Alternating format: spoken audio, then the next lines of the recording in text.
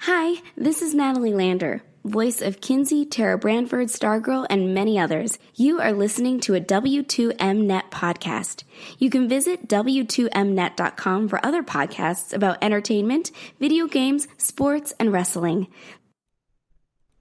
Good evening, afternoon, whenever you happen to be listening, and welcome to The Kickoff, a presentation of the W2M Network.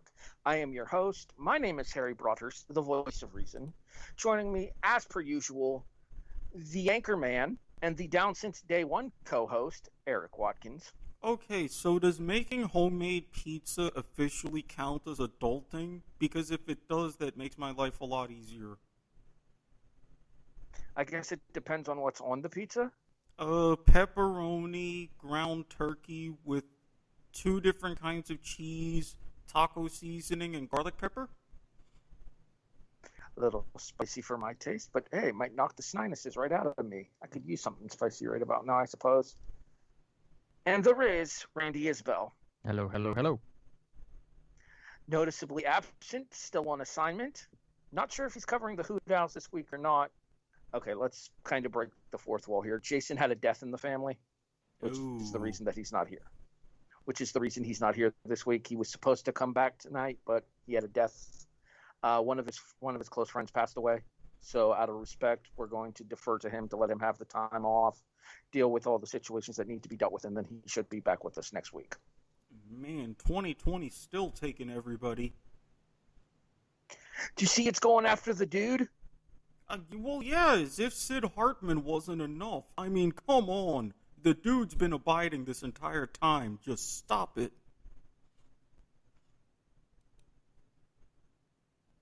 Randy's over there playing Among Us still, waiting for us to get to. Yeah, I'm he's ready waiting for us to get to the meat and potatoes of the show. All right, you'll notice I sound a little bit different tonight. I'm going to apologize in advance of the show. I have had a bad migraine all day. My sinuses have been flared. I am trying to get through tonight's show. We'll see how this goes. This may never make air because it's entirely possible that I'm going to lose my voice halfway through and we'll end up having to scrap the whole damn thing. We'll see what happens. For now, we start the show how we always start the show. It's time for studs.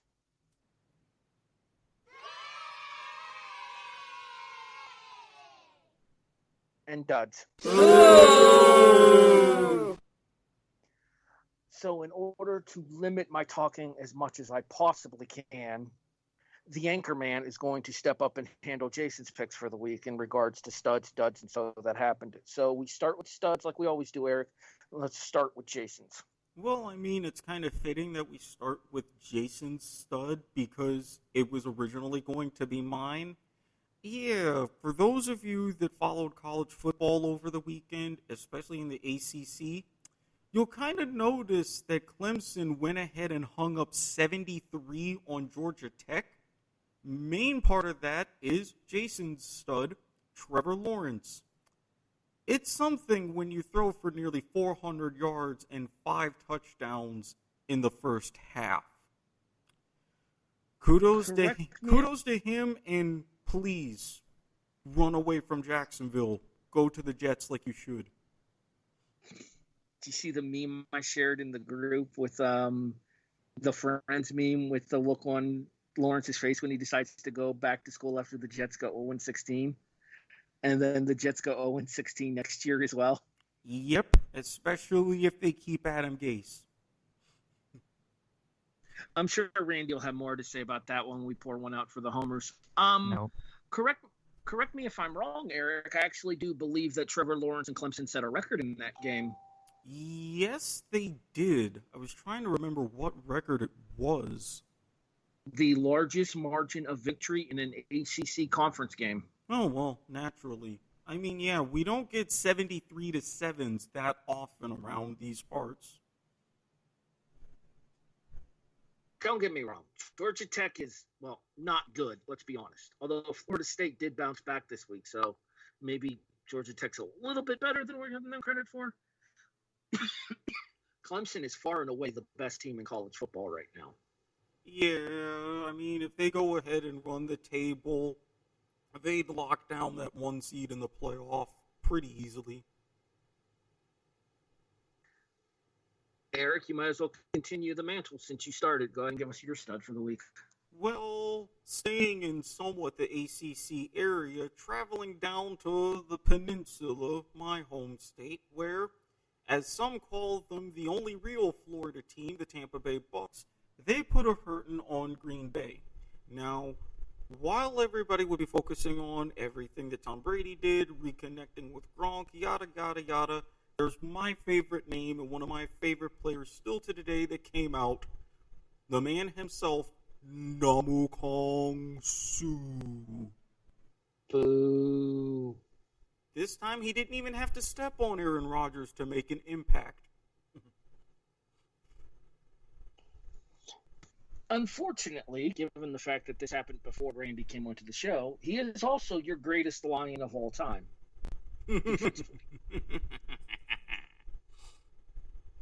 This shows you success for two different teams coming up. Shame he couldn't do it in Miami, but them's the breaks.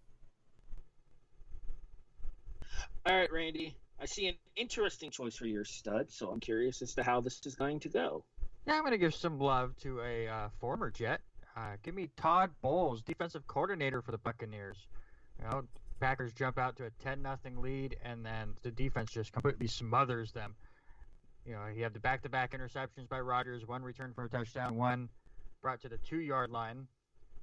And after that, they just got nothing going. So the stud's really the defense of Tampa Bay, but I'm going to give credit to the defensive coordinator just because he's a former Jet. And honestly, Jets fans are looking for bright spots wherever they can find them these days. We really aren't. We don't care.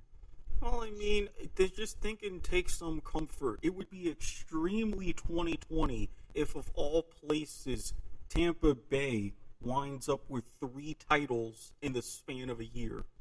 Think about that. I'd really rather not talk about baseball right now. I'm so depressed about Sunday night. Yeah, needless to say, I've seen some memes that, out of respect, I haven't shared because it would make you cry. So, speaking of defenses that were dominant, you guys remember when Cleveland won 4 games in a row and moved to 4-1 and tied for second in the division? Yeah, it was very strange times. Yeah, well, Pittsburgh put them back in their place this past Sunday, led by a defensive performance that absolutely shut down Baker Mayfield. 10 of 18 for 119 yards with 1 touchdown and 2 interceptions, and a Pittsburgh Steelers defense that scored just as many touchdowns as the Cleveland Browns offense did when Minka Fitzpatrick had a pick 6 against Mayfield in the first quarter of Pittsburgh's 38-7 shellacking of the Cleveland Browns. Eric. I mean, if you want me to add to that stat line, you can also throw in 1 or 2 rib injuries there too. Put it this way, Cleveland's yardage leader throughout the entire game for their secondary players, non-quarterback specific, was Austin Hooper. He had 52 yards from scrimmage. Oh, Cleveland, may you never change. Well, I will say this much. After getting whooped by Baltimore on opening day 38-6, they did run off 4 in a row. And the schedule, well, I mean, it gets a little bit more favorable for them now that they're not playing Pittsburgh. I'm really looking forward to that first Pittsburgh-Baltimore game. Those two are clearly the class of the AFC North. And honestly, these Steelers might be better than we thought they were going in. And I picked them as a wildcard team, but I wouldn't be surprised if that changes when we do our midseason review. I completely agree. I also had them as a high wildcard team, but hey, that 2-horse race in the AFC North could easily flip. Keep an eye on Cleveland, though. I expect them to bounce back because I feel like their new coach is going to light a fire up under their ass after getting handled the way that they did by Pittsburgh, much the same way that they did when they got handled the way that they did by Baltimore in the opening week of the season. Sometimes you light a fire, sometimes it gets burned, sometimes there's shit all over the place, and then you see Odell Beckham Jr. smiling. It's like that this year. Sometimes you take the deuce, sometimes you are the deuce. All right, let's switch over to the opposite side of the football here, or the opposite side of the spectrum here, and let's go over to our duds. I mean, it is technically the opposite side of the football as well.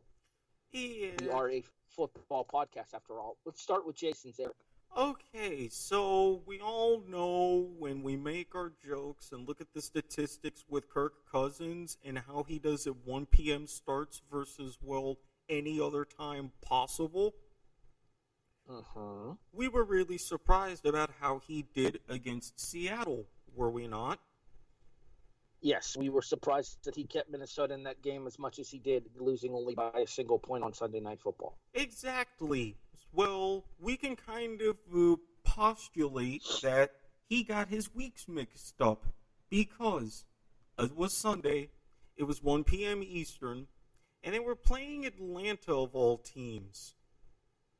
Jason was pretty apt to pick the Vikings as his dud because, well, when you can barely even score, you're throwing a couple interceptions in the first half, and the Falcons hang 40 on you and actually win this time, that's a problem. I will just say this. The interim coach in Atlanta now has more wins than Dan Quinn did this season. The clown is down. The clown is down. Unfortunately, another one might be emerging. Details coming soon. Dun, dun, dun. Dramatic reverb. All right, Eric, who's your dud for the week? Yeah, football in the state of Mississippi. For all of the praise that I had for the Pirate Mike Leach at Mississippi State after beating LSU, things have been utter crap ever since. This weekend, you combine Mississippi State scoring only 2 points, and then Ole Miss also getting drubbed and losing to Arkansas. It's a very, very, very bad week. The Pirates riding the lane train all over the place, and I'm wondering how much longer they may be in town after this season. So you're saying that the lane train is off the rails and the Pirate may have been shipwrecked? Precisely. Couldn't have said it better myself. For shame. Randy, dud. Mine's Ezekiel Elliott. Just listen, you lose Dak Prescott, so everyone knew they were going to have to lean on the running game a little bit and let Andy Dalton kind of get into form. And instead, Ezekiel Elliott ends up dropping the ball multiple times in the first half. Especially, it was a close game early on, a nice, fun defensive battle, and then Ezekiel Elliott just changes all of that. I mean, he did come out and say it was on him, but you can't do that in a game like that against a good Arizona team where backup quarterback. I know Andy Dalton's good and everything, but you gotta hold on to the ball. Wait, what did you just say? Andy Dalton is a good quarterback. He didn't play like that against Arizona. Okay, I know this hard coffee is only 5%, so I just wanted to confirm that I heard that right. Alrighty. I haven't said anything wrong. Dalton's serviceable. I think that Dalton gives them more than a strong enough chance to at least maintain in the NFC East. Let's be honest. We'll talk about that division a little bit later on. Yeah. Because, yikes. But realistically speaking, even with Dalton as their starting quarterback, Dalton's still probably the second best quarterback in that division right now. But how much is that really saying? Not much, but still. The thing is serviceable, might be good enough to win the NFC East this year. It is weird times. You're right, though. I can't deny it. I mean, we're kind of teasing what's going to be my discussion point for So That Happened here. Because, let's be honest, good God, that entire division is garbage. But, let's just get through my dud and then we'll start So That Happened, because I'm going to lead off So That Happened since we're basically segueing into it anyway. That's fair. All right. We're going to talk more about this when we pour one out for the homers. But my dud for the week is the Buffalo Bills rushing defense. After getting absolutely thumped by Tennessee the week prior, including Derrick Henry treating Josh Norman like his own personal bitch, the Bills then went out and allowed 161 yards on 26 carries to Clyde Edwards-Helaire and another 20 carries for another 94 yards to the rest of the Chiefs offense, as Kansas City puts up 245 yards on the ground en route to a 26-17 victory over Buffalo on Monday Afternoon Football.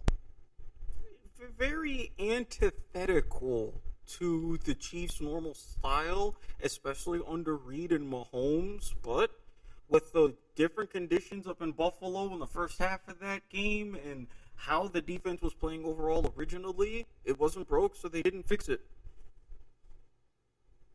It's like the third lowest career passing yardage game for Patrick Mahomes. Mm-hmm. And that's saying something. Yeah, you know what the sucky part about it is? Is he threw for 225, which is, I mean, okay, I guess, but significant. Sorry, I have hiccups. Significantly lower than he averages. He still put up 100 yards more than Josh Allen did in that game. Yeah, I got some questions to ask about that when we pour one out for the homers. They're not hypocritical questions because I can't talk, but they're questions nonetheless.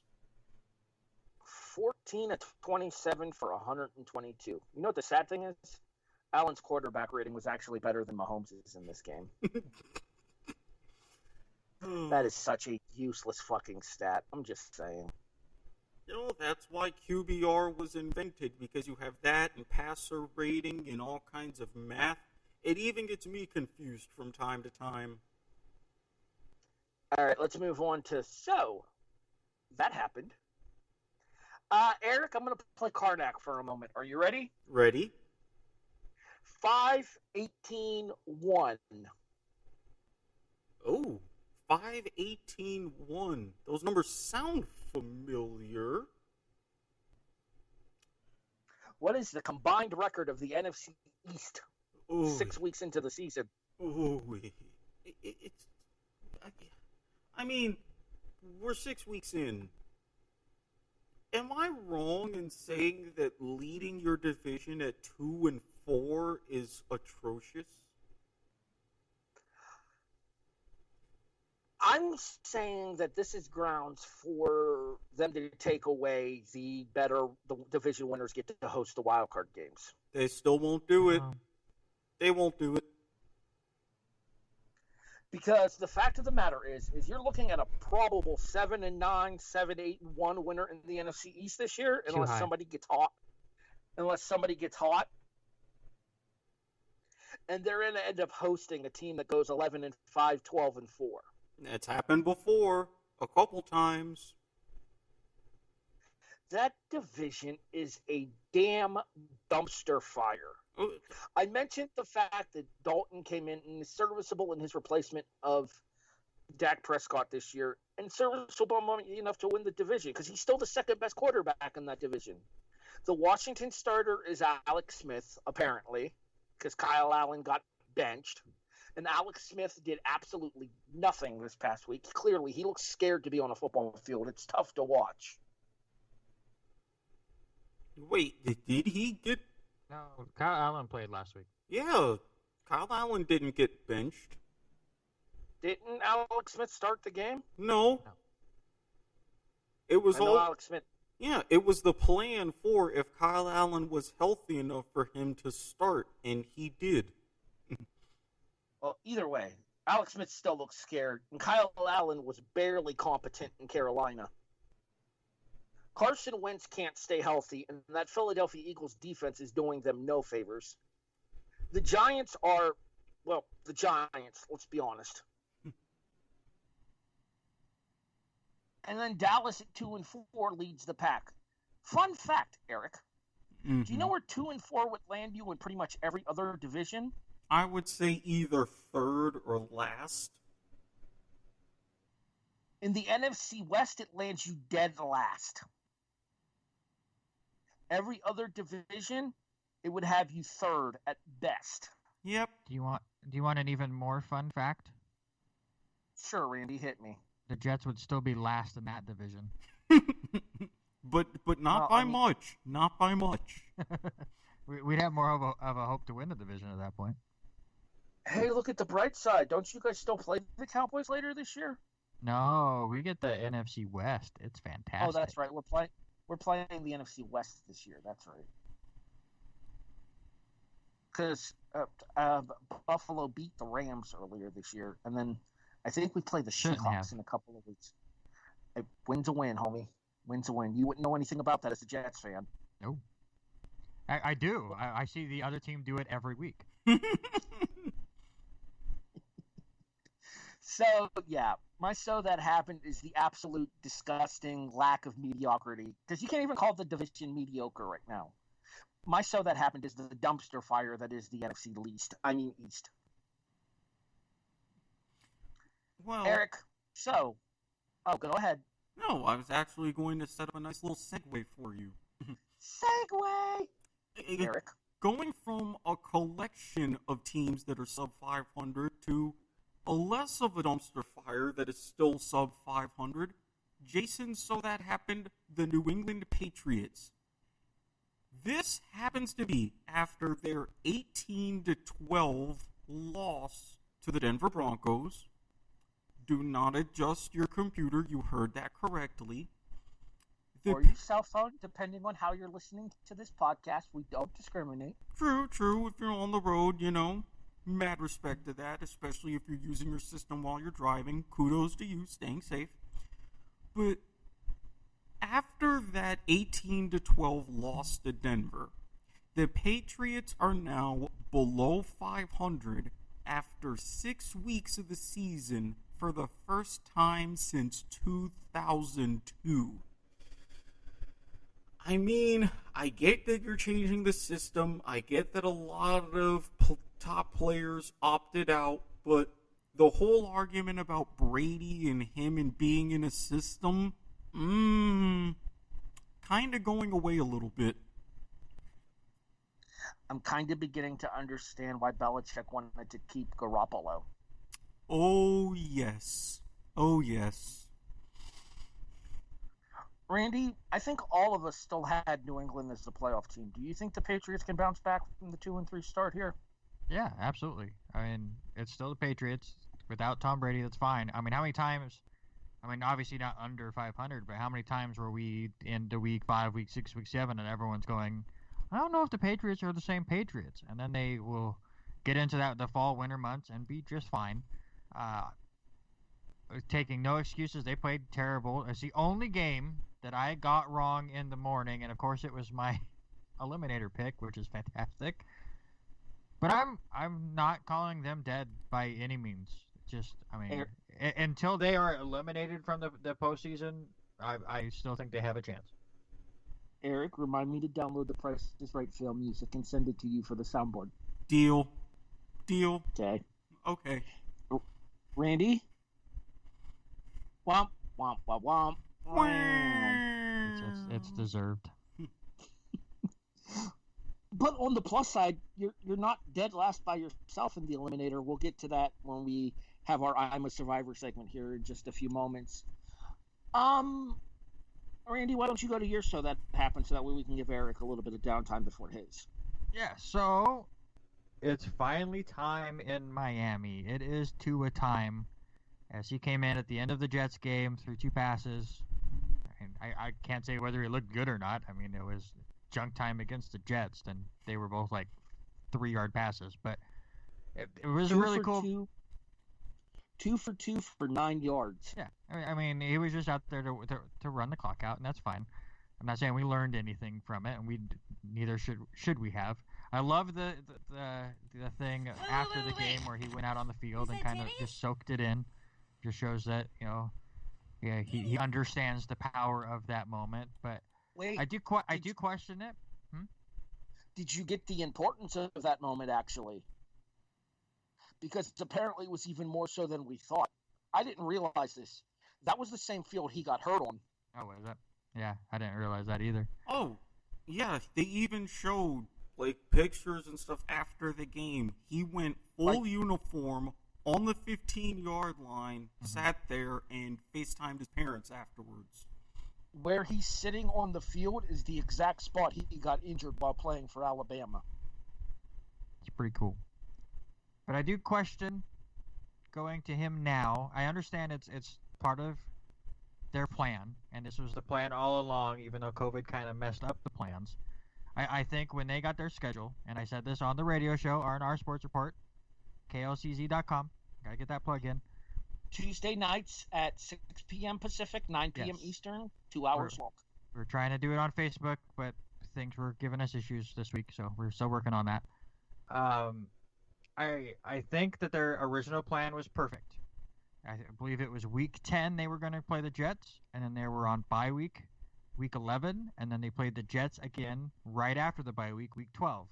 So I think the original plan was have Ryan Fitzpatrick play the first game against the Jets, say Tua is our starter going forward, give him that whole week to get ready to play that exact same team he just watched Ryan Fitzpatrick play.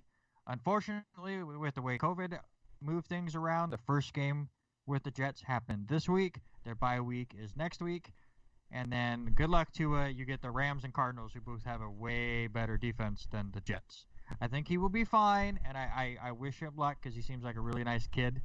And the Jets are trying to win anything anyway, so I'm not rooting against any AFC East team because it just doesn't matter. So it's a cool story, and I hope he does well. But I think if you're Tua or Miami, you wish that COVID never happened, so he was playing the Jets in his first game, not the Rams. I think it's a mistake. And the reason I think it's a mistake is because 6 games into the season, the Dolphins are 3-3 and in second place in the AFC East. And this turnover at starting quarterback could affect the whole team because I do believe that Ryan Fitzpatrick is better suited to lead that team than Tua Tagovailoa is. I completely agree. Listen, they went into that season or this season having no interest in the playoffs. This was a rebuild. That was what last year was. Understand that. It's part of their process. So, I mean, they're sticking to their plan, even though it kind of got tricked up a little bit. See, I understand that was part of the plan, but realistically speaking, with an expanded postseason and finding yourselves at 500 after 6 games, I feel like you stick with the hand that's gotten you to where you are here. I think you stick with Fitzpatrick going forward for now. So here's my question. I understand to take fandom out of it, because fans, we talk about it with rankings and stuff. Fans want to see postseason and stuff. But does making the wild card and getting eliminated in the first round really mean anything? In some ways, yes. In some ways, yes. To Miami, yes. Because it solidifies that they're a team on the upswing. But so does this. They're a good team. They had a great end of last year. They're a good team now. They're bringing in a rookie quarterback, and if they don't make the playoffs, they got him all of the time to practice and everything anyways. It's not going to change anything if they go 6-10 now, or get that number 7 seed and get crushed by Baltimore. Okay, but you're still saying that you want them to do what the Giants did with Eli Manning. Long term, it worked out well, 502 Super Bowls. But for that particular season, lest we forget, Kurt Warner had led them to a 5-3 record. They put Eli Manning in, made him the starter. He went the second half of the season 1-7. I get that sometimes the long-term thing is better, but at this point, especially for 2020 like this, where we don't know what's happening, I would rather have Fitzpatrick in as long as possible, plus give every extra precaution for Tua to get healthy, then later on in the season or even 2021, Tua's the guy. But you said something in there that proves my point. They did that with Eli, and they got 2 Super Bowls. Long term. That's what Miami's looking at is long term. Yes, but at the same time, yes, and this is why I say I completely understand that. But if you're a team trying to get at least some semblance of success to show that you're not a dumpster fire, especially in a city like Miami, just like that season in New York, you can push back the long term because it's still there. And you can get a little bit of short-term success in the meantime to make everything even better. Because lest we forget, what happened the following season, even with Eli regardless, wasn't really fair. I'm willing to take a wait and see approach when it comes to Tagovailoa. One, I just enjoy saying Tagovailoa. It's fun. Two, I want the kid to do well. I do, and I can call him a kid. I'm a decade older than he is. Jeez, quit making the two of us both feel old, man. I know, right? God, I keep getting older and they stay the same age. All right. Anyway. Well, I mean, in certain circumstances, that's not family show. Cutting that off right now. All right. Back to my point with Miami, though. I think that when it comes to Miami, the AFC East right now, especially with Buffalo's defensive struggles the last two games, is wide open.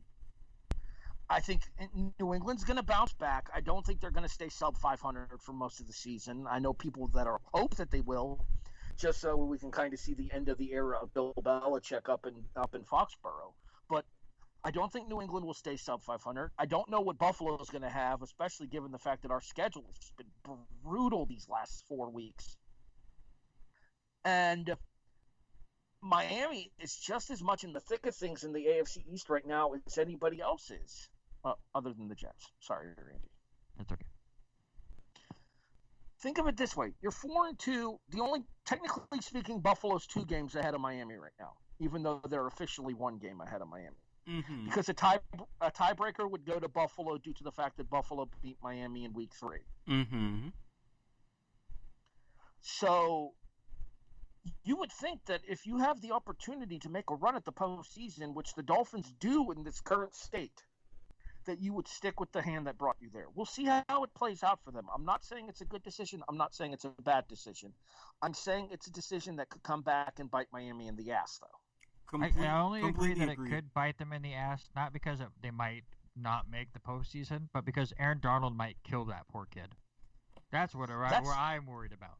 And that's another thing that you brought up, too, is quality of defensive opposition that they're going to be facing the next couple of weeks. Fitzpatrick is going to be much more capable of handling that because he knows what he's getting into. Tagovailoa played 2 snaps where he had 2 short passes over the middle against the Jets defense that, let's be honest, has given up on the season already. The Los Angeles Rams are in the thick of things in a crowded NFC West. The Arizona Cardinals might be the second best team in the NFC West right now. You were throwing that kid to the wolves for his first opportunities against 2 defenses that will have absolutely no problem putting him back on the shelf. Not to mention, and this is part of it and why I mentioned, with him specifically, injury. I mean, let's face it, with everything going on with the hip, one wrong hit from either of those defensive lines, he's done. And you don't want to see that. Not now. All right, Eric. I'm going to need you to do me a favor. Yeah, yes. I'm going to need you to send me the spelling of Tagovailoa so that way I can have it correctly in the show preview. Okay, I can send that in. And while you're working on that, let's also get to your So That Happened. Well, I was mentioning this in the group chat because, like always, the AP rankings come out, as well as the coaches poll, but let's face it, the AP is more important. There was a little bit of a surprise in those AP rankings, right at either 24 or 25, if I remember correctly. 25, thank you. And it's especially surprising to most, but not to all of us, because there was a certain someone that benefited off of this team on this show earlier in the season. 2 certain someones on the show benefited from this team, actually. Precisely. If you recall, my pick last week, Randy's pick week 1. That's right. Well, your faith in them has paid off, as for the first time in school history, Les Chanticleers de Coastal Carolina are ranked. I am legitimately impressed. And honestly, I think with the way that things have gone so far and with their schedule, they deserve it. I mean, you got to give them credit for making sure that they maintain a level of opposition that has let's be honest. Kansas is a subpar Big 12 team, but they're still a Power 5 school. And ULala was coming off of arguably their biggest win in school history, knocking off K-State at the start of the season. Mm-hmm. Or not K-State, Iowa State, sorry. Ark State beat K-State. So ULala is still coming off of their biggest win in school history, taking down Iowa State at the start of the season. This is a huge moment for the Sun Belt, too, because did you know that for the first time in conference history, the Sun Belt has had at least one team ranked in every AP Top 25 poll released this season? Coastal Carolina, and I believe before that, who would it have been? Was ULala. Yeah, oh, that's right. It was them, because I was thinking that there were also one or two others after their big wins also ranked. I do believe there was a third team that got in from the Sun Belt as well. Yeah, it might have been App State. That's who I was thinking about, but yeah, this is really a banner first half of the season for the Sun Belt, and if only they were a Power 5. Randy, we've talked about this a couple of weeks ago on the show, and I know your opinions about these early season polls here. But even you have to admit, to a conference like the Sun Belt, the exposure that they're getting from this top 25 ranking for schools is nothing but beneficial to the conference's overall viewpoint among the college football fans in general. For the fans, sure. At least for them. I don't think it changes anything for the Sun Belt. Not now. Now, if the Sun Belt goes out and wins a few bowl games and stuff, I think that benefits them more than anything. But, I mean, you look over the last decade of Boise State, that didn't make the WAC any better, right? Or subsequently the Mountain West. They were in the WAC for a while, right? I mean, they started in one, yeah. Or the Mountain West. They moved to the Mountain West when the WAC dropped football in the FCS. But I mean, it didn't make either of those conferences that much better for what they were going through. But it did improve the reputation of Boise State enough that you've seen it associated with potential jumps to a Big 12 or Pac-12. Their ranking didn't. Their win over Oklahoma did.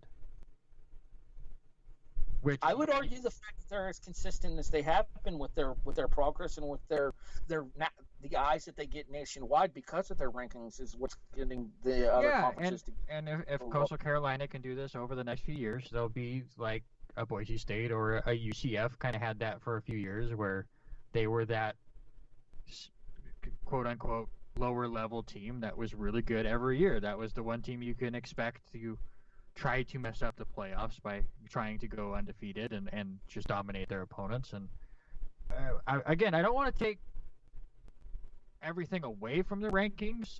I just don't care till we're near the end of the season. And the way this season goes, it's tough to care at all. Because, again, I mean, how many teams are in the Big Ten that are in the rankings and are playing their first game this weekend?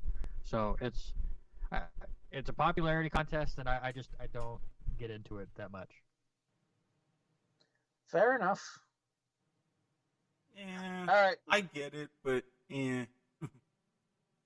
Well, real quick here. I don't know. I think it's early November, but Marshall once again finds themselves ranked as we head towards the anniversary, the 50th anniversary of the We Are Marshall crash. Yeah, not to mention the fact we'll look at all of your teams. I mean, and we talked about the somewhat of a mockery that is the Pac-12. Not even your college football blue bloods like USC are even getting a sniff. I mean, to be fair, the Pac-12 has been garbage the last couple of years. I'm not disagreeing with you, but that also adds to the point. Utah had a chance until Oregon bitch slapped them last year, which I do believe one of us on this show called happening. True. That was me. All right, let's move on. It's time for I'm a Survivor. Two different people actually got their pick wrong last week. Eric, we'll start with Mama Watkins' pick for this week, as her Green Bay pick did not work out well, and Tampa Bay put a whooping on the Pack. Okay, and this actually leads to a little bit of a discussion and a bit of a house rules question, for I am in a bit of a quandary. Did she take somebody's pick? She didn't take anybody's pick, but she had mentioned about the possibility of me picking for her. I wanted to give a legitimate chance to see if this was okay, because if it is, there is one team that she had mentioned that I will go ahead and throw it out there, but if not, she's okay with that too. Just pick the team that she would have went with. Pittsburgh. Against Tennessee, that's a tough pick. Okay, I can definitely tell you I would have stayed away from that game. Yeah, she had mentioned that because of how the Steelers are going and them being one of her favorite teams, and that's about it. Well, Randy, you got up to 2 at least. I can't. At least I got my other pick right, so it wasn't completely terrible. But Nope. Is the curse completely over because I got up to 2? I'm going to go back to the old faithful and pick against my Jets. So I hope I don't curse you there, Harry, but I'm taking your Buffalo Bills. Great. Buffalo gets to be the Jets' first win. Thanks for that, Randy. Appreciate it. No, it's worked positively. I just hope I don't do to you. I just don't. What you did to the Niners? Yeah. I didn't want to bring it up. I'm sorry. You hope you don't do to us what you did to the Niners. Well, the good news is this game's in Buffalo, not MetLife. No, it's not. It's in MetLife. I could have sworn we opened back-to-back weeks. Oh, that was last year. Damn it. Great. We're not injured enough going into this game. Now we're going to end up we're going to break the game in Josh Allen, I apologize for what I just did to you and your leg. We're going to end up breaking the MRI machine again, aren't we? Now remember, Bills Mafia, at Randy Isbelle on Twitter. At Randy Isbelle. It's fine. Isbelle. Listen, Eric. But if you want to send your hate emails, remember, s.farmer@gmail.com. We're playing the hit style. I love it. All right. In third place, currently with 1 game in a row correct, is Jason. And let me pull this back up because I just had it and I closed it in order to get my notebook out. Jason is picking the Saints over. Hold on, I got to look it up. Eric, do you know New Orleans is playing this week? Carolina. Thank you. Jason's taking New Orleans over Carolina as his survivor pick. Yeah, funny thing about that. Are we going to dun-dun-dun? We are. Dun-dun-dun. Dramatic reverb. In second place currently with 2 in a row is Eric. You cannot pick the Cardinals or the Colts. Thankfully. And yeah, I figure just for, everything that's going on, a little bit of I can't quite say the opposite of revenge, but maybe a little bit of a sequel. I am picking the Bucks, who are going Sunday night to Vegas. I think they're going to get a W. Seriously, does somebody want to tell me how Tampa Bay and Las Vegas constitutes a Sunday night football game?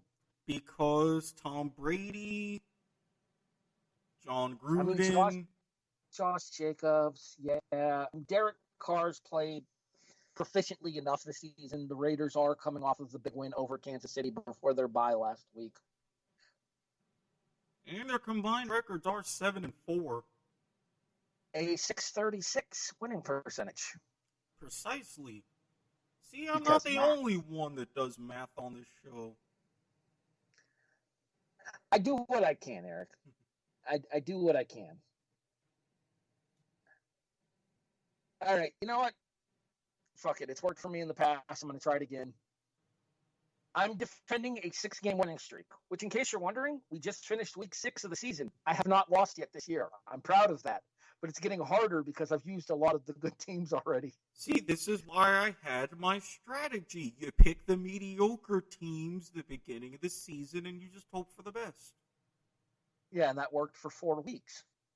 3 weeks. 3 weeks. All right. Who can suck worse in the NFC East? Home team on Thursday Night Football, going with the stat that we had a couple of weeks ago from Randy, that the home team was 10-0 in the last 10 Thursday night games. Obviously, Jacksonville did not help that. Sorry, No. Eric. Yeah. We ruin things around here. We get it. Technically, Buffalo didn't help it either because that was supposed to be the Thursday night game, and Kansas City came into Buffalo and won. But I say a return to status quo as the Philadelphia Eagles take down the New York Football Giants. It would just be poetic justice if Philadelphia becomes the first team since, I think, the 60s. No, wait, 1970 maybe? To come up with 2 ties in a season. Don't you put no tie voodoo on. Technically, a tie is as good as a win. It would continue my streak. I just wouldn't get the W7. I would still be W6. It would basically be a no contest. Mm-hmm. All right, so we move on. There's your I'm a Survivor picks for the week. Gentlemen, I've got a question. I possibly have an answer. Here's hoping. All right, so the last time we did this, Eric won the toss. That means Randy gets to go first this week. College, NFL, or the combination question? I'm very curious about your NFL question. Give me that one.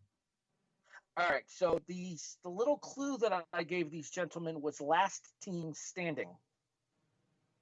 There are 3 undefeated teams left in the NFL right now. The Pittsburgh Steelers, the Tennessee Titans, and the Seattle Seahawks.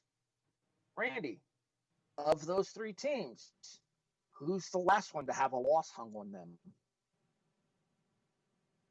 Well, I think we're going to know that answer after this week, and we will get to that later. I think it's the winner of the Steelers-Titans game. Give me the Titans. I think the Titans are the last remaining undefeated team out there. And I have to ask, I know Derrick Henry is the stud there, but is it awkward to put Tannehill in your top 5 MVP so far this season? No. The guy's been playing pretty damn good. That team is more complete than people give credit for. I know the Steelers are very, very good as well. That game's going to be so much fun to watch. But with the Titans at home, I think the Titans will win that game and be the last remaining undefeated team. I live in a split market. Both teams are on the road. I have to watch Browns-Bengals because fuck me. I mean... But quit laughing, Eric. It's not funny. No, I was going to say something, but you've been through enough, so I let that one go by me. I'll be on my tablet watching the Bills and the Jets anyway, so I really don't care. I apologize for that. No, it's okay because we're going to hang like 50 on you. It's cool. It's probably true. It's no fun when he doesn't fight back. I have no fight left. Eric, who's the last team standing in the NFL undefeated? I'm going to be honest. I'm going to kind of go the opposite because I think Russell Wilson, he's going to have some days where he's going to be 1 or 2 ingredients short and he can't cook. I'm going to go ahead and say Pittsburgh.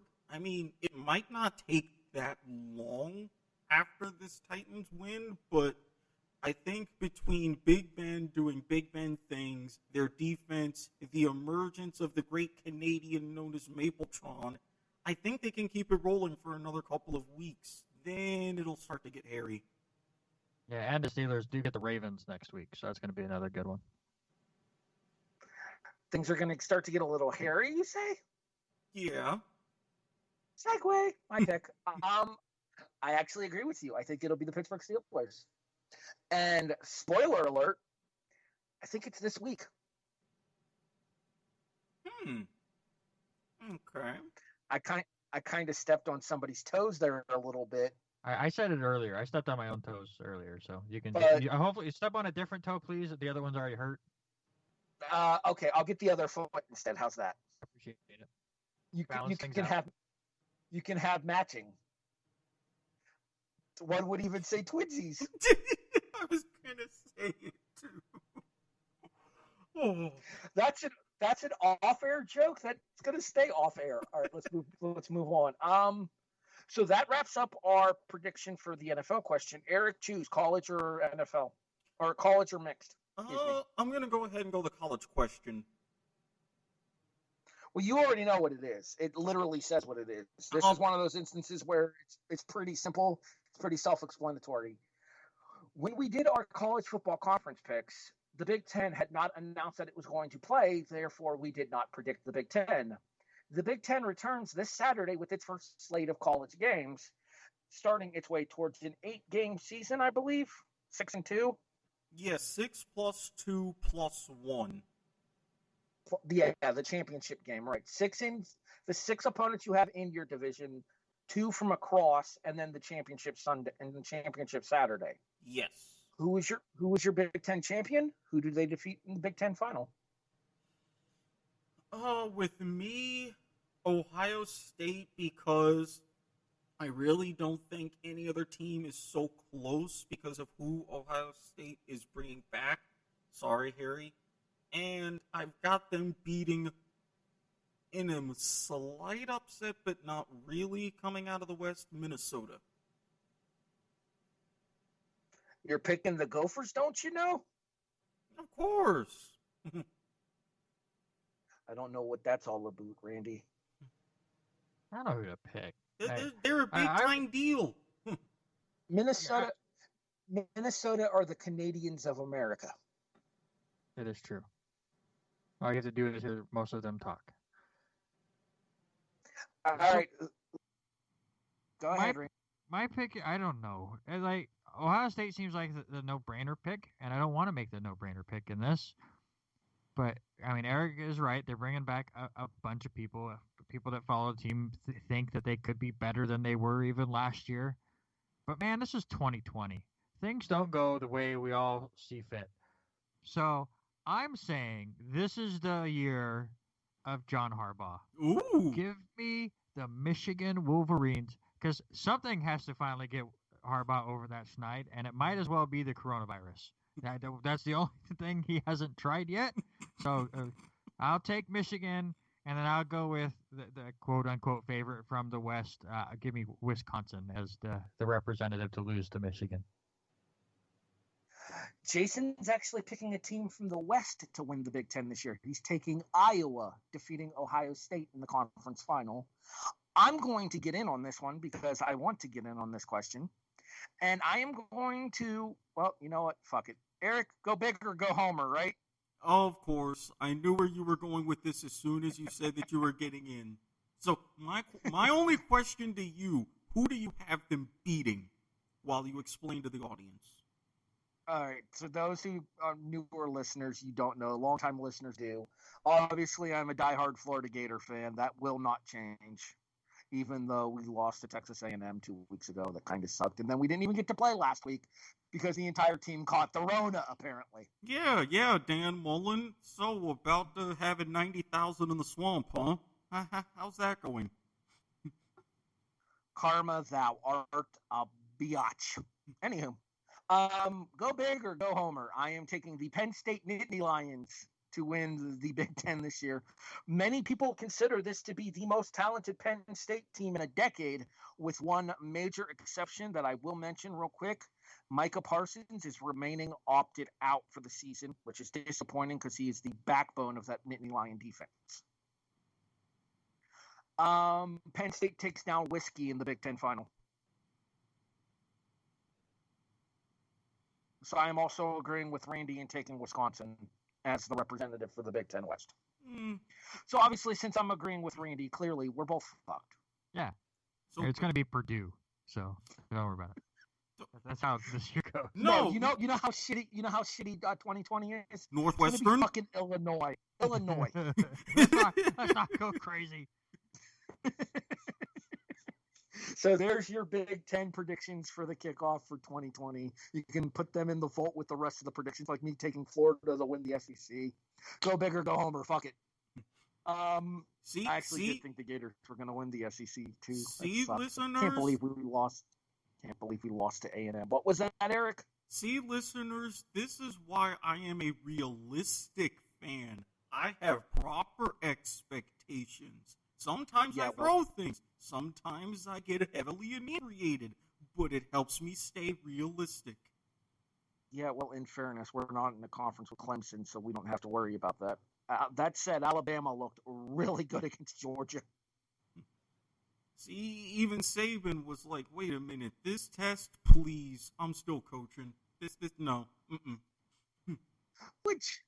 Can we touch on that real quick? Of course. What kind of voodoo bullshit allowed him to get 3 tests that quickly after a positive in order to be able to coach? Well, I mean, it's a rule that they had that also allowed a Texas A&M, I think it was either a volleyball or soccer player. So Texas A&M kind of screwed you twice there, Harry. Whatever. All right, let's move on. Oh, wait, no, we can't move on. We still have one more question left, and I've got a question. My bad. Randy, you ready? Yes. All right, so the mixed question, the clue that I gave was quality of play. This could have been a number of different things. In this particular instance, buy or sell, you've been impressed with the quality of play in both college and the NFL, given the lack of practice time from both variations of football. Yeah, I think I'll buy that. Honestly, it doesn't feel that much different. I mean, I am a Jets fan, so my level of expectations for talent on a field is low. But we've had some really good games. I think the defenses are starting to catch up to the offenses a little bit. I think the offenses definitely had the leg up, so we've seen a lot more points put up this year. But that's starting to even out just a little bit, and I think it'll get even closer as the temperatures go down. But if I was living under a rock for the last 6 months and came out just to watch football and had no idea Rona was going on, I wouldn't see anything different other than there's no fans in most of the stands. But as far as the play on the field, I don't see much different. Erik, buy or sell that you have been impressed with the quality of play in both collegiate football as well as the National Football League? I really am going to buy because with all of the talk about, like Randy mentioned, lack of preparation, no real practices for a lot of these teams, this and that, I thought, man, the defenses are going to be really far behind and the offenses are going to basically be like, okay, do we still have everybody around? But for how much the over has been hitting, it hasn't been as astronomical as I thought, and things are shaking out pretty much how I anticipated, one or two little outliers. So, yeah, I'm definitely impressed. This just shows how important preseason is. Hint, hint, wink, wink, nudge, nudge.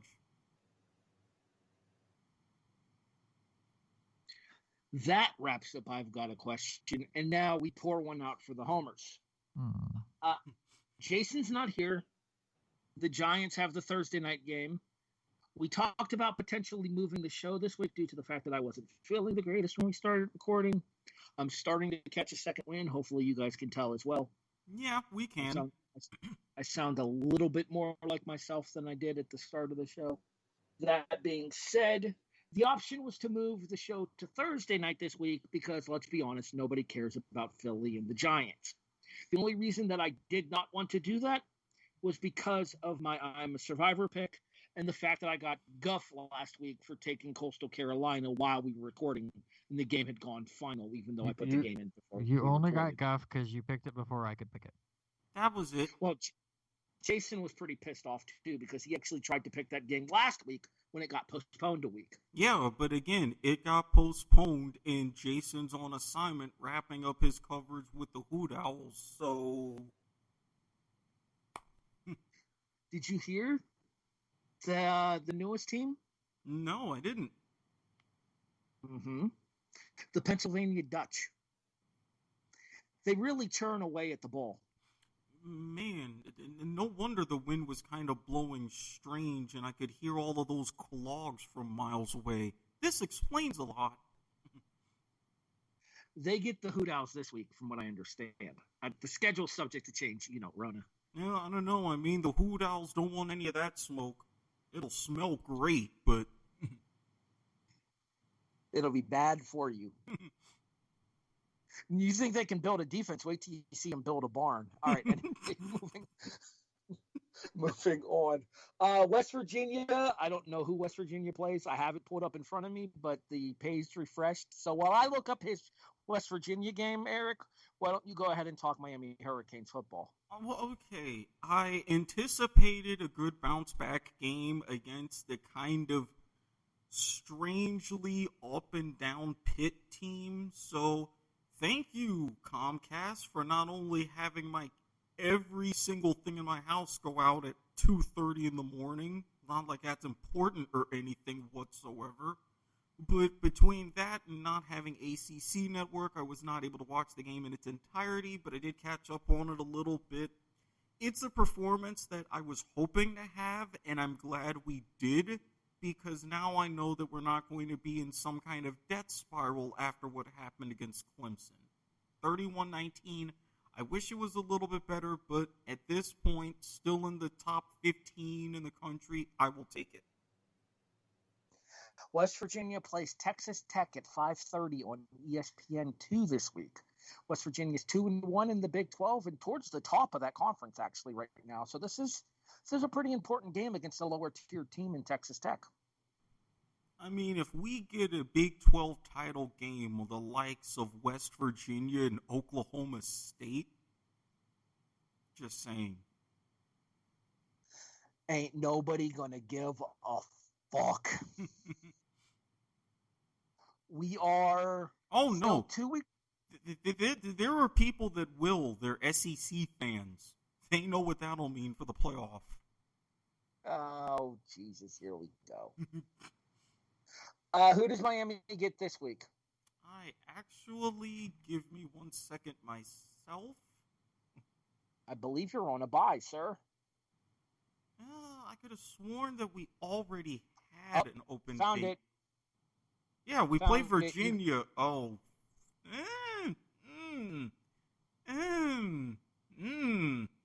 You ready for the worst news? What? You play Virginia on the ACC network. Yeah. Great. Yeah. Thanks, Comcast. No more national television for you guys. Thanks, Comcast. Cheers. Randy, I believe we are still 2 weeks away from Pac-12 football. Yeah, 2. It's like the 8th or 9th, I think, of next month. Okay, so no Washington State to cover with you yet. Well, I will say yesterday was the 2-year anniversary of College Game Day at Pullman. Yes, and I relived some of that, and holy crap!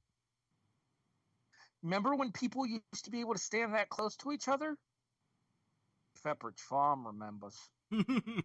I only remember because there's footage. And there's a photo, apparently, that Haley posted. Yeah. That's how I became best friends with Aaron Jones. Was that day. That's when my friendship happened with Aaron Jones. To the NFL, and we're both going to pour one out for the homers for this game, so let's go ahead and talk Florida Gator football real quick first. Yeah. Okay. Actually, before we do that, I need to check one thing real quick here. So, Eric, I need you to kind of filibuster for a second. Well, I mean, filibuster with the what? You had that pretty much gut check against Texas A&M, and then you would have been able to bounce back against a very crappy LSU team, but then, Rona happened. So you're in a little bit of a pickle right about now. Yeah, and you know what really sucks? The week after the LSU game is our freaking bye. We couldn't wait 1 week to catch the Rona. Well, again, Dan Mullen opened his mouth. That's what happens. We talk about the football gods in our group chat, but goddamn. I'm telling you, you don't want to piss them off. Now you're seeing even more of the repercussions. That being said, my other team does get started this week. Yeah, who is Penn State playing in their opener? Penn State is nationally televised on Fox Sports 1 at 3:30 against the Indiana Hoosiers. Okay. Pretty decent win right there. Should be. Last couple of years, we've thumped Indiana before, but they have beaten us as a ranked team. So my encouragement to Mr. Franklin and the boys is take no team lightly this year because crazy shit is happening. This is very true. All right, Randy. It is game 2 of 2 for the Bills and the Jets this year. And you're trying to voodoo curse me by taking the Bills and I'm a survivor. I don't appreciate that. Not cool. But at least you're not taking the Jacksonville Jaguars, is what Erik would probably say. Indeed, because we have suffered enough. You don't have to worry. The Jets are more powerful than my voodoo. Well, I mean, I really thought the Jets might have had a chance to beat the Bills until their 2 big trades this week. So you've gotten lucky, and the Jets let you off the hook. Yes, because if there was one player that was going to make a difference in this match, it was Steve McClendon. And Jordan Willis got traded to the 49ers today for a 2022 sixth-round pick. Oh, okay. The Jets are just trying not to have anybody. Wait, at least you're actually getting players for your player at least you're getting picks for your player removal. We just cut Quentin Spain today. Well, I mean, the Jets did. We talked about it last week. They cut Le'Veon Bell. So, I mean, they didn't get anybody for him, but man, we're stacking up the 6th-round picks. That's all I know. Okay, riddle me this, because after we saw a heartbroken Ryan Fitzpatrick after losing the starting job in Miami, there's been some rumors swirling around about a trade. Wouldn't you welcome him back to your Jets with open arms? No, he might win a game. More to the point, what kind of message does that send to Sam Darnold if you trade for Ryan Fitzpatrick? The same as trading everyone else. And honestly, Ryan Fitzpatrick's not heartbroken. He was the biggest cheerleader for Tua in Miami. He's super excited. Literally look at his quotes. He said, even though he is super excited, his heart is broken. And that being demoted this time feels different.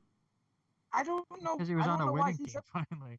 I don't know why he's that upset about it. He just became the highest paid backup in the NFL. Yeah, but at the same time, he was actually doing half decent. I mean, we haven't seen this version of Ryan Fitzpatrick since his days in Buffalo. So, I sent you guys a stat a couple weeks. I don't think we talked about it on the show. And again, I'm still saying tanking for Trevor, even though I'm still unsure whether the Jets should then trade the number 1 pick.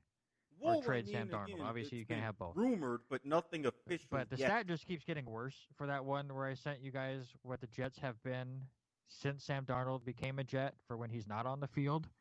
I want to say they're now 0-9. They average 9 points a game.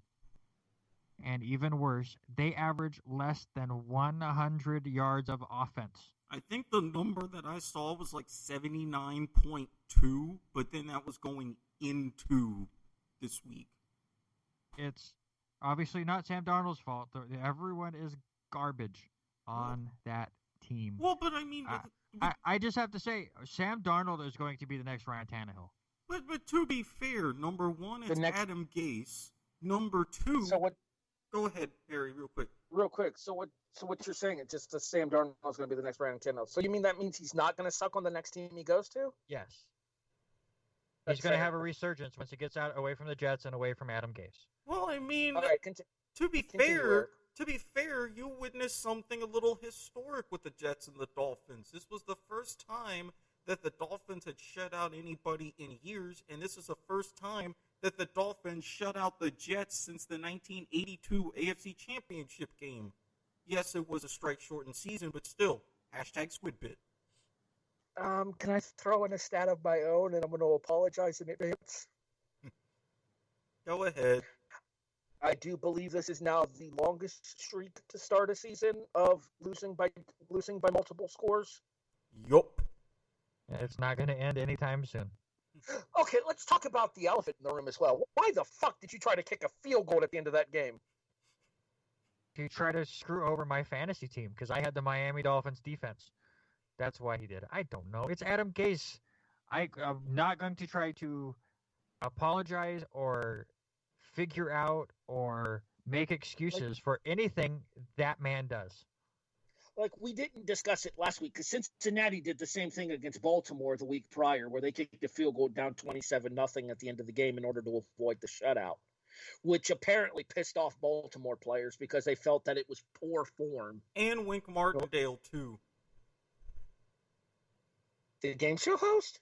No, Don Wink Martindale, the defensive coordinator. Although Wink Martindale and Wink Martindale are pretty good friends. I mean, that's not as cool as Will Smith hitting a home run off Will Smith. You shut the fuck up, Randy. I apologize for the result of that series, but that was pretty cool. The belief is that was going to be the moment that the universe got set right. Right. I mean, again. Did anyone else think we were going to get the fan moment or a Naked Gun moment, and Will Smith, the actor, was going to pull off the umpire mask?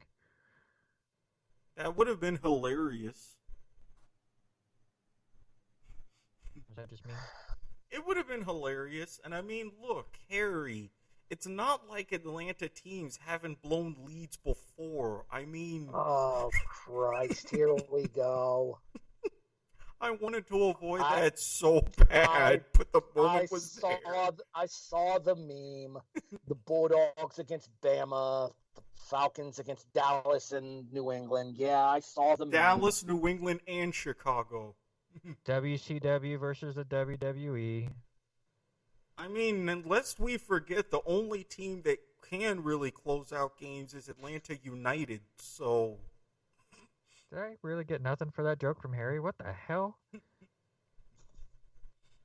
Talk about the ultimate no-sell. Death stare. God, he just Hulk Hogan'd me. Straight up no-selling my shit. No, Hulk Hogan would be immediately making a comeback after you hit your big move. Okay, that's fair. For more information about the world of professional wrestling, check out Wrestling to... Oh, never mind. Hatemail s.garmer@gmail.com. All right, moving on.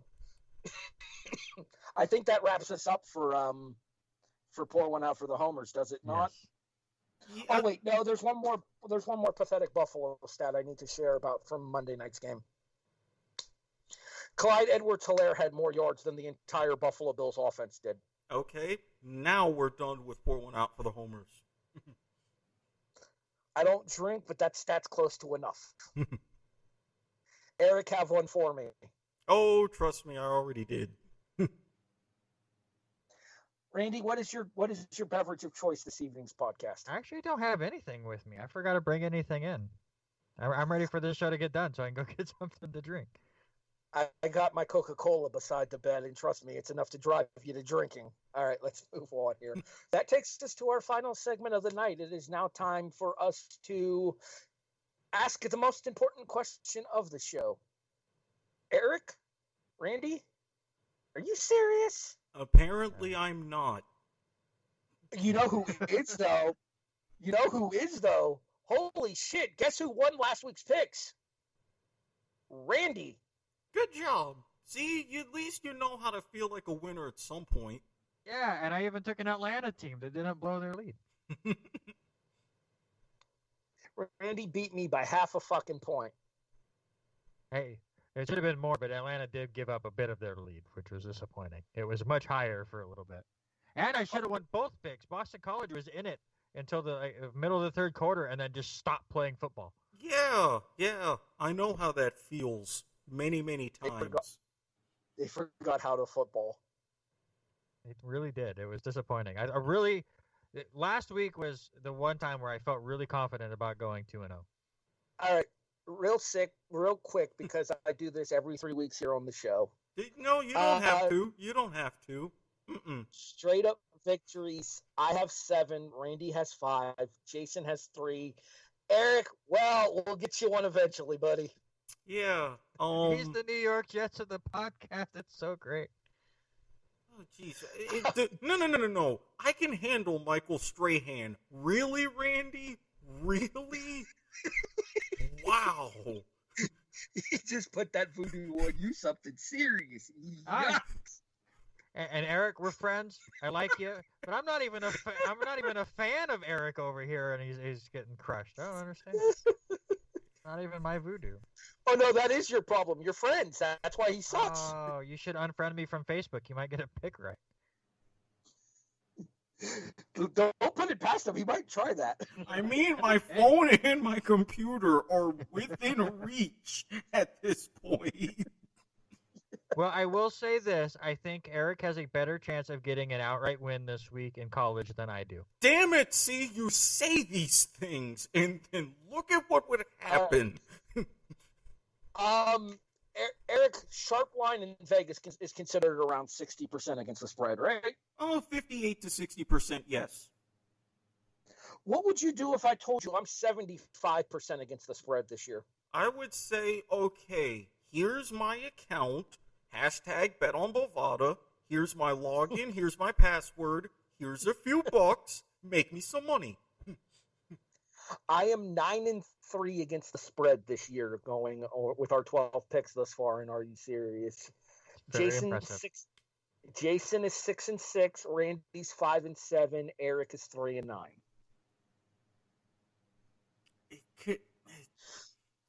So with that being said, we now move over to. I have to pull up the other window on my phone in order to get to the actual picks here, and I am going to take Navy plus 14 against Houston. I was tempted to pick that game.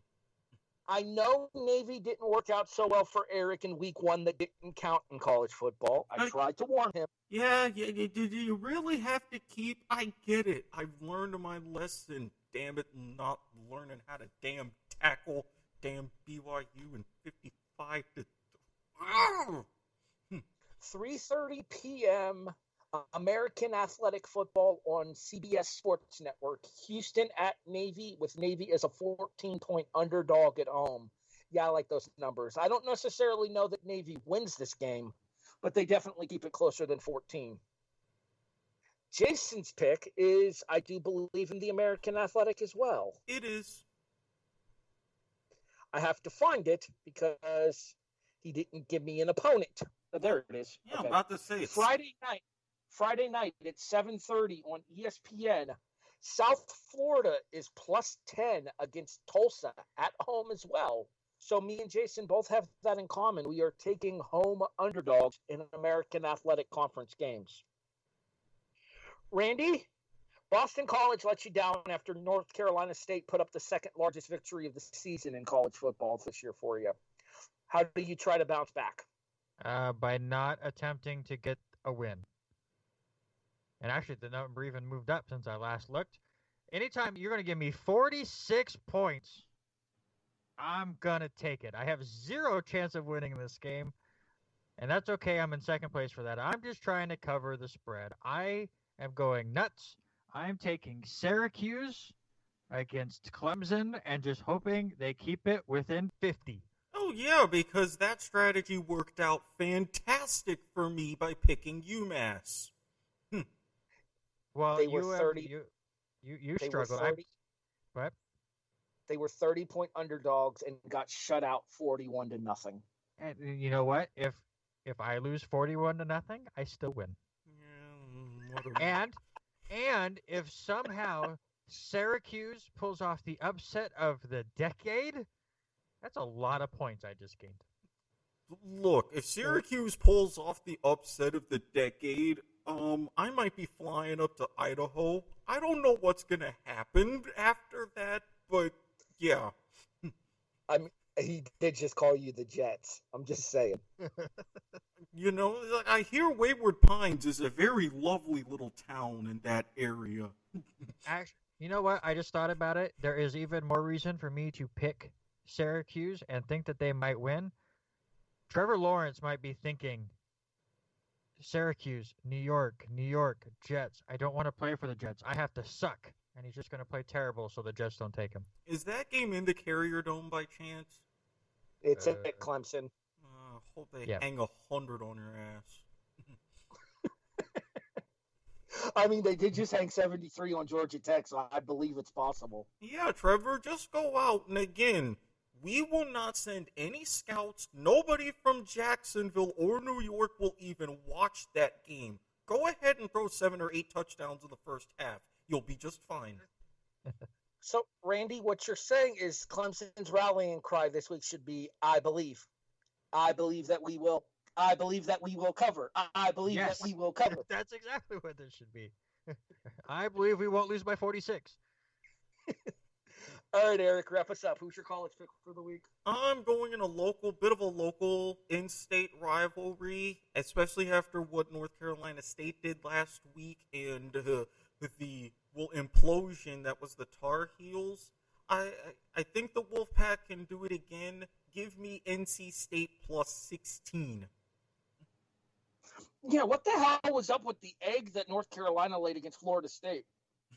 It's North Carolina, and it's football still. And, again, it's the ACC. Something had to happen. I mean, good grief. I know I had North Carolina as my upset victim 2 weeks ago. I had them on alert against Boston College. I then said that they were going to lose to Virginia Tech, and then they proceeded to hang 56 on the Hokies. Frank Beamer ball, it no longer is for sure. That being said, I don't think any of us saw the Florida State loss coming this past Saturday.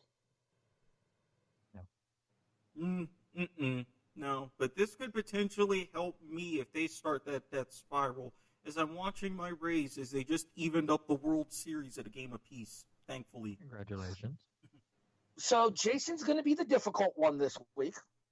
Jason is picking the Monday Night Football game, and I'm not going to lie. If he hadn't, I probably would have. Yeah, maybe you should have, Harry. Maybe you should have. Jason is taking the Chicago Bears plus 6 at the Los Angeles Rams. Randy. Well, I thought about going one way, but I've been so mean with Eric that I'm not going to take the Jaguars plus 8. Interrupt us by Harry. I am Jacksonville plus 8 against the Chargers. It's better for Eric that way that I don't do it. We talked about it a little bit earlier. Seahawks, one of the 3 undefeated teams. I don't think they last this week. I know they're coming off a bye, but I liked what I saw from Arizona. You know, Kyler Murray gets so much praise, but he's kind of a Josh Allen lately. His accuracy's been really rough, but he comes away with some huge plays when they need to. The thing that really stuck out to me was Kenyon Drake really got going. Maybe that running game will help kind of balance out the offense, and that defense is really underrated. I know that Ezekiel Elliott was fumbling the ball left and right, but Budda Baker's fantastic. And so is the rest of that Cardinals defense. I say they give the Seahawks their first loss. Give me the Cardinals plus 3.5. Eric, wrap us up. Well, remember how I mentioned earlier we were talking about certain games and especially certain survivor picks, and I kind of teased where I was going with that? Dun, dun, dun.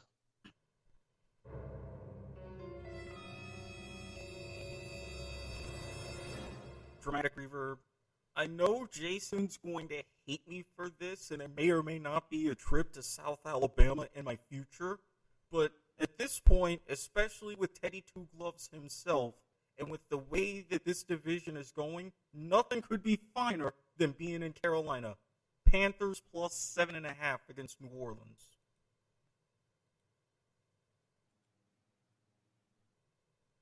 I thought you were about to pick the Giants plus 4.5 against the Eagles. I'm sorry, what? No. Oh, yeah. Woo. 20-19 against the football team after they stopped the 2-point conversion. You think I'm touching that division? I mean, I went there, but in fairness, I kind of did my picks last minute because I haven't been feeling well. I'm also starting to lose my voice again. Yeah, I saw that, and I'm like, no. Like I said, it would be very awesome if the Eagles started their season 1-4-2. I mean, I would technically keep my 6-game winning streak going into week 8. So, I can't complain. I'll take it.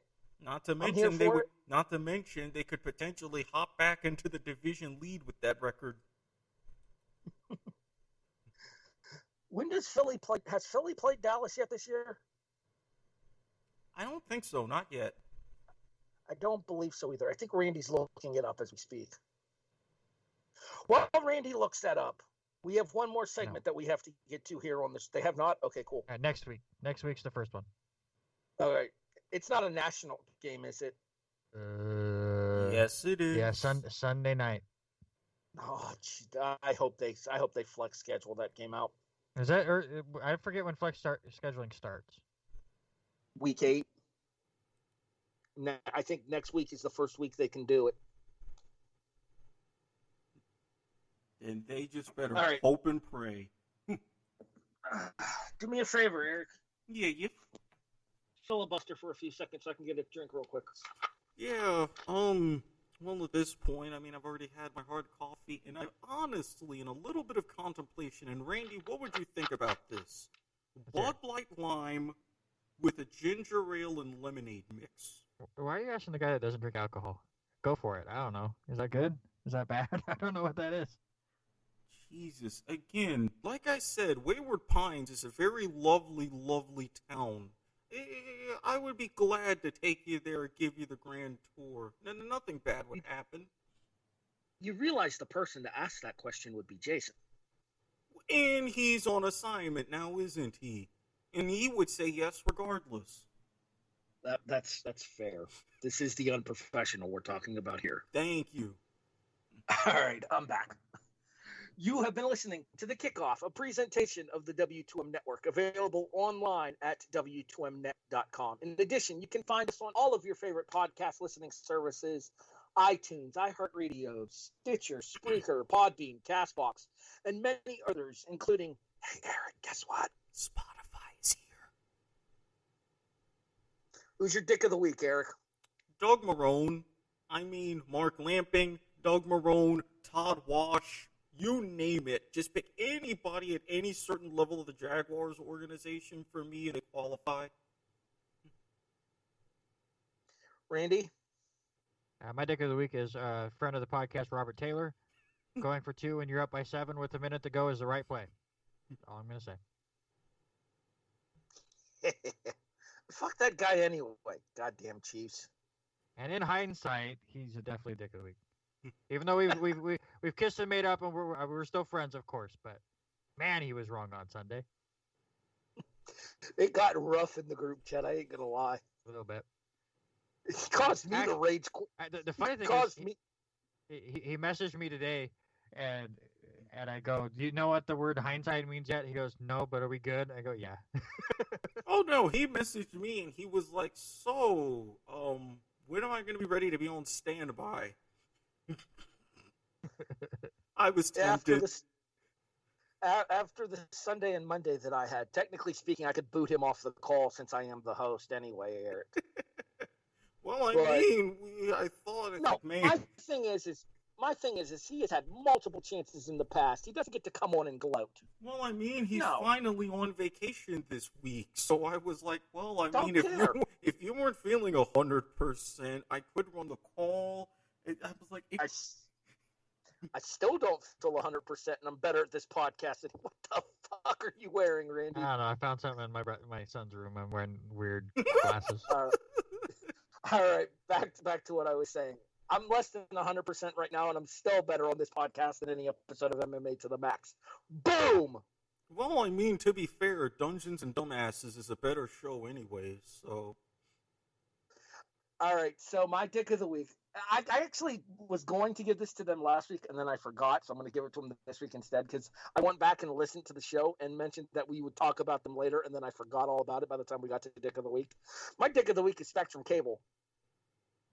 And the reason my dick of the week is Spectrum Cable is because when they did the switch over from Time Warner to Spectrum, okay, yeah, I get it. I understand. They want people to adjust to the new service, which is like $50 more expensive. You know what those motherfuckers did? They took Red Zone off of the Time Warner package. It's Spectrum exclusive. Oh, boo. You have to upgrade to Spectrum in order to get Red Zone back. These motherfuckers. Congratulations, Spectrum. You're my dick of the week. Well, Can't you get Red Zone on YouTube now? Can you get Red Zone on YouTube? I might have to look into that. You'll have to send me. I know. Last year I got Red Zone through my PlayStation 4. I have Sunday Ticket this year because I'm a college student. It was way cheaper, but yeah, Red Zone you can get in a lot of different ways that are not based off of cable stuff. Now here's the question: is this the Andrew Siciliano Red Zone where he missed his first week ever? Last year was the terrible NFL Network version. This year with the whole Sunday Ticket that I have, it's the Andrew Siciliano, which was weird because it was the first this last week. Speaking of, that was the first week he's ever missed, and I like Chris Hansen. Chris Hansen's okay, but Andrew Siciliano's so good. First and it of just shows all, a big difference when he's off that last week. And no, I forget who the guy was. He did a fine enough job, but just the energy that Andrew brings, it's unmatched. Really. First of all, I will have you put respect on Scott Hansen's name, not Chris. Oh, my bad. I'm trying to catch a predator. Continue. I'm about to say, could you have a seat right here and let me explain to you the difference? Well played, sir. Well played. Yeah, how dare you say he's terrible? I think he's done all right. Not to mention one of the couple of times that I had tweeted at him throughout the years, he actually tweeted back and we had a conversation. I will never forget that. He is the Aaron Jones of Eric's Twitter friends. Exactly. Well, one of my Twitters. Let's differentiate here. Let's specify. Speaking of which, you can find Jason. Segway! You can find Jason on Twitter at WTwimChairman or his personal account at Turkoglu822. Well, he'll probably tell you to go fuck yourself. This is the unprofessional, after all. Randy, where can people find you online? You can find me at Randy Isbelle, even though I don't use that too much. You can find me at chapter_select for my video game podcast. And you can find me at the R&R Sports Report on Facebook. And check out our radio show every Tuesday night, 6 to 8 p.m. Pacific time at klcz.com. Or if you happen to be in the Lewiston area, or if I'm also correct, Clarkston, Washington, signal carries that far? If you're in the right spots at Clarkston, Washington, the power that our radio station is not the best. Okay, but so if parts you're of Washington, yeah, if you're in the area, you can listen on 88.9 on the FM dial. And remember, Bill's Mafia, I will gladly let you know when the phones work so you can call in. Oh, don't worry. I'll be sending out his Twitter handle to Bill's Mafia if anything happens on Sunday. Right. Hey, it'll be the second most activity my Twitter's gotten since I became best friends with Aaron Jones. Eric, where can people find you online? Oh, you can find me at Switch Sportshead on Twitter. I want to try to make my promise, especially since we're getting into the AFL and NRL Grand Finals, but their kickoff times or first bounce are at about 5 a.m. Eastern, so unfortunately, no live tweeting for those. Terribly sorry. Although, there might be a local grand final party here in Jacksonville. I'll mention details later. But if you don't want to hear me talk about that or any of those things, you can also find me on Facebook at Erik Watkins. You should know the drill by now. Guy, recliner, laundry, wine, etc. I'm willing to discuss a few different things. But if you're looking for that something extra special, find my Twitter, slide into my DMs, undergo the proper thorough vetting process, and you'll gain interest or access to my Snapchat, my Telegram, my WhatsApp, and let's just say a couple of nicknames have been changing recently thanks to some bonus events on there. And as always, this commercial and these blogs brought to you by the fine people at Rick's TNT LLC. Commercial and website coming soon. Notary public services also coming soon. We really do need to talk to Liz. I know it's becoming a running gag, but we do need to talk to Liz and get that knocked out real quick. We do. At HEB the Eagle on Twitter, at HEB the Eagle on Instagram. Admittedly, I barely use either of those services, but that's where you can find me. I'm more active on Grapple if you're into professional wrestling. And god damn it, Randy, I forgot to put up my scores for TakeOver Portland this week. Did you watch it? Best takeover this year? I watched it live. Remember, that was my birthday weekend. I had a get together with friends to watch that one. Right? Did you see me in the crowd? That was the question. I don't know where to look for you. Do you appear on camera? We only show up barely at one point. It's not worth looking. Well, either way, you can hear more about my thoughts about the world of professional wrestling. Segue! By listening to The Reaction every Monday night at 11:30 p.m. Eastern. That is available on the Chairshot Radio Network. Myself, the aforementioned co-hosts with the mostest, Miss Liz Puglisi, and the original Down Since Day One co-host, 411 Mania's Tony Acero. We host The Reaction. We talk Raw and SmackDown every week. No episode this week. I was not feeling well. It's been kind of an all-week thing for me. And Spectrum decided to shit the bed with the cable app on Monday, and I ended up having to watch Raw through a streaming service online through less than legitimate means. Look, if anybody knows less than legitimate means are okay, it's gotten me through some very good times in my life. So, no episode this week, but we will be back next Monday with our breakdown of Hell in a Cell from this coming up Sunday. So, yeah. HEB the Eagle, anywhere else you want to look for me, Harry Broadhurst on Facebook. Just look for the picture of me and my girlfriend, or just find my name, because that'll probably be easier since you probably don't know what I look like if you're only listening to the show. That's over on Facebook. That's where you can find me. For the on assignment, unprofessional Jason Teasley, our thoughts and condolences out to him and the friends and family of those that he lost. The Riz Randy Isbelle, this show's Down Since Day One co-host Erik Watkins. I am the voice of reason. My name is Harry Broadhurst. You have been listening to The Kickoff, a presentation of the W2M Network online at W2Mnet.com. We'll talk to you guys next week here on The Kickoff, Week 8, here on the W2M Network.